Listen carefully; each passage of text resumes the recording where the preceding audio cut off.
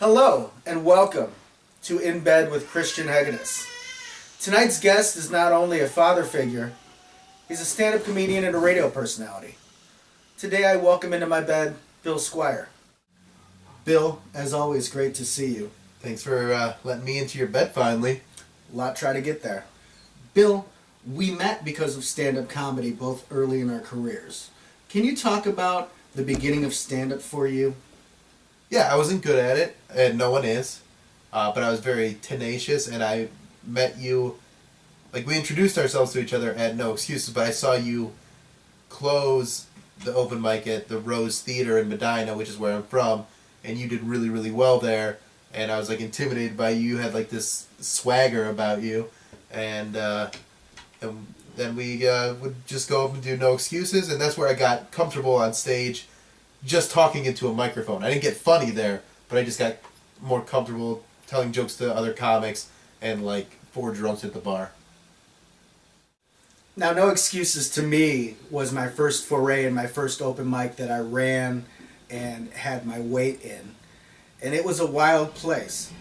Bill, what's one memory that sticks out to you from No Excuses? One of my favorite memories from No Excuses was the first time I ever got to host there. And I made a little bit of money, which was cool. And then also I like that interaction of bringing the comics up and like dealing with the lineup and all that stuff. And then still kind of corralling the people that weren't there for the comedy, basically telling the people playing pool to shut the fuck up. Bill, one of the things I admire about you most is that unlike a lot of stand-up comics, you didn't fall off the map. You had success, you made a living at it. What drove you to stick it out and be successful in stand-up? The way I was able to earn a living was just by reducing all the things that I needed.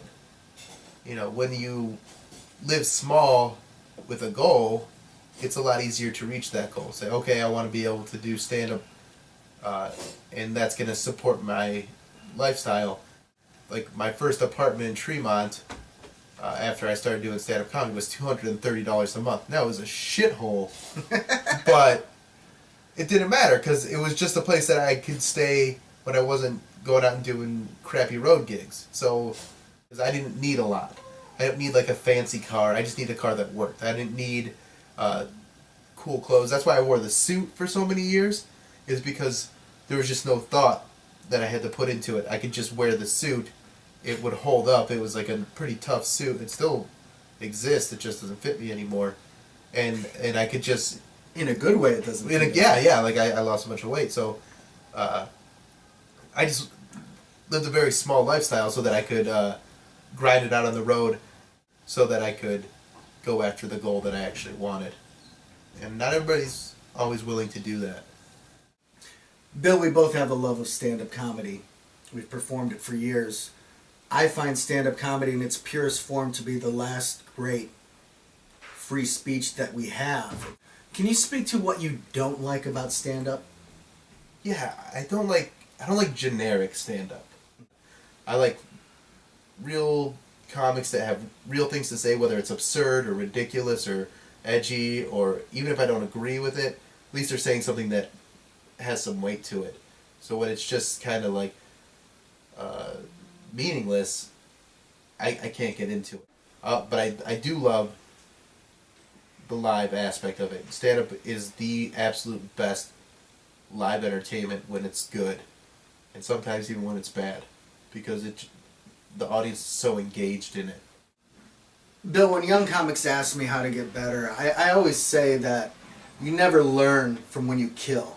You never learn from doing really well. It's when you eat your ass and bomb. What stands out to you? What was a good bomb you had? I was working at a casino in northern Minnesota, and it was rough, and I was down, and I felt like garbage, but that was tough. That was one of the ones where I was like, I don't know if I can keep doing this. Bill, an interesting piece that I think a lot of people know, but don't know the full story. And it's a personal thing, so I don't want to get too deep. But can you just speak for a moment Relatively young, you decided to leave the Mormon faith. That's a big change to make. What led you to that decision? I wish I could say it was like something that I had like real powerful emotions about, and I did it in like a real manly way. But basically, I just broke all the rules while I was a missionary, and like all the rules, like started having sex with Filipino girls. Well, got caught, was kicked out of the church, so I didn't really leave it. They asked me to leave. But then I still didn't have like the guts to tell them, because I didn't really believe any of this stuff. And I had the guts to tell my parents that that's not how I felt. Because like the first year I was doing stand-up is when I was just kicked out of the Mormon church. So I was kind of trying to make amends with the Mormon church and get back in and get back in good standing. But then once I moved out of their house, I was done. I never went back. And then it still took another year or two after that before I even told my parents that I was like not going to go to church anymore, that I have a completely different belief system than they have. And they handled it pretty well. So I always remember making fun of you for not drinking early on. Yeah. And then I started drinking a lot more than everyone else. And then you got good. And then I got good. Drink alcohol, kids. You want to be a good comic, you got to be drunk. Bill, one of the things I also admire is in the midst of trying to create this persona, this stand-up character, this living, this career, you were thrown into a situation where you immediately became a step-parent. Can you talk about the evolution and how that was at the beginning and how you feel now as a parent? Being a step-parent is tough because there's not as many guidelines on how to be a step-parent. And I wasn't a regular step-parent. Their dad, biological dad, wasn't in the picture, so I basically became their dad and still am to this day. It's really, really difficult, but also very rewarding, and I love the girls. And then you learn like a selflessness when you become a parent. And then you feel emotions that you've never felt, and you'll experience this as your girl grows up, where their feelings are going to get hurt, and there's nothing you can do about it, and it kind of sucks. I mean, you can comfort them, but it still doesn't change the fact that your feelings also get kind of hurt, and you become just as vulnerable as they are. My kids, my stepkids, they were older, so, you know, at this point, they're all teenagers, and I'm only 33, so I have a much different situation than any other 33-year-old that I know. It's unique and interesting and a pain in the ass, and I wouldn't change it for the world. Now, of course, many people know you today through your career evolution, where you are now second chair. You are on the Cox Show, heard on WMMS Monday through Friday in Cleveland.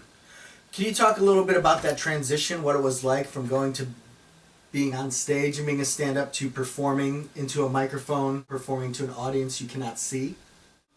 The biggest difference when I first started on radio was trying to get that energy that you naturally have when you're doing stand-up because there's an audience there.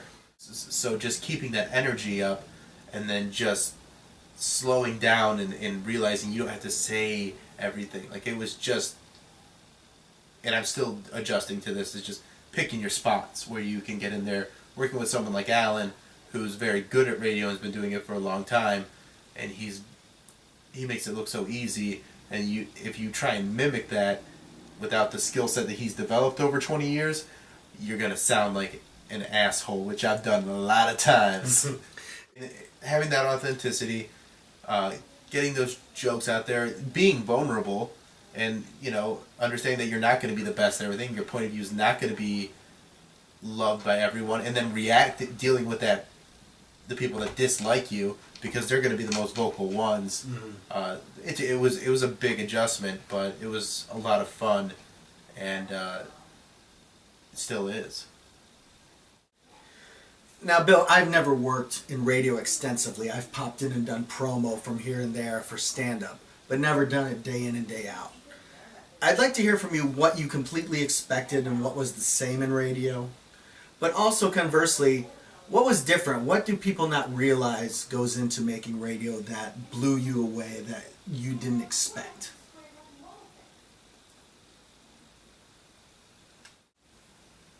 What I expected and what is a constant is that people are paying attention.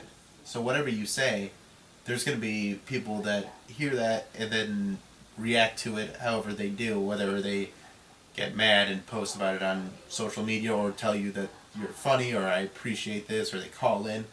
So even though it's a delayed reaction and not instant gratification like stand-up, that's a constant, and I very much like that. But the grind of it, the daily, always having to come up with new content, and then What gets you through? luckily, I work with two people that are also good at their jobs, so I can lean heavy on Alan and Erika. They're going to be able to pick up that slack, and sometimes I'm the one that picks up the slack for them. And with Alan, you don't need to pick up a lot of slack because the guy's really good at what he does. He's a veteran. Yeah, he's been doing it for a long time. He's very well spoken. He's very articulate about all the different points he wants to make, and so I can just get in there, throw a few jabs, and then jump out, and it seems like, hey, Bill's into it. I've met Alan, of course, and I've never met Erika, I don't think. You have hot hair, Erika. Erika gets more shit than anybody else on our show because she's the girl, and it's a mostly male audience, and even the females that listen to the show are, girls hate girls. So she deals with all that stuff pretty well, and then still stays on track and still is the same person and doesn't pander, and I love that. We don't ever disagree on anything just to make radio better, because that comes off very phony. So when we have our disagreements, they're all real, and the girl can hold her own. And then Alan, he's a dick. No, he's great. Yeah, my only real beef with Alan is that he's never had me on the Alan Cox comedy tour, which I remember Ryan Dalton telling me a few years back that, Alan's mentioning you and you might get on there, and it never happened, Alan. What happened? Actually, that's my fault. I had you blackballed because I'm jealous. Well, we know that we can hear you Monday through Friday in the afternoons on the Alan Cox Show. You also produce a booked show Mondays at Barrio in Lakewood. What else is going on for Bill Squire today? Barrio's every Monday in Lakewood and is free. It starts at 10 p.m. Then every Tuesday I do Market Fresh Comedy at Market Garden Brewery. That's 9:30 p.m. Also a free show. That's a little more showcase than open mic. And then I'm working on a showcase spectacular at Hilarities that'll be monthly. And I think that'll be fun. I want to get like a house band and really have something fun with that. And then today I will be shaving my balls. Well, Bill, you've had a lot of success. I wish you continued success. It's great to catch up with you. And of course, thank you for getting in bed with me. Thanks for having me in your bed. It's been a long time coming. Let's touch our dicks together.